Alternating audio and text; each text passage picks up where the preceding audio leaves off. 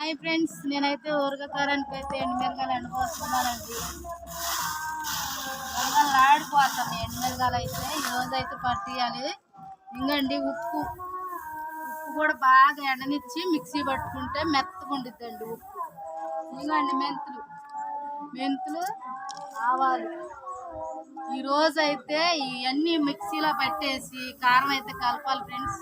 కారం కలిపేటప్పుడు full video తీసి చూపిస్తాను చూడండి. గలగలకి ఎండిపోయింది, ఎట్లా ఎండిపోవాలండి. ఉప్పు అయితే మెత్తగా పట్టుకుంటే ఊరగాకారంలో బాగుంటుంది. గలులుగా అయితే మళ్ళీ ఊరగాకారంలో గలులు తలిగితే తినబుద్ధి అవదండి. మెత్తగా పట్టుకోవాలి. చూడండి ఫ్రెండ్స్, నేనైతే కారం కలపాలండి. ఇవన్నీ పట్టేసి మిరగాయలు ఎండపోసాను. బాగా వచ్చేస్తుందండి.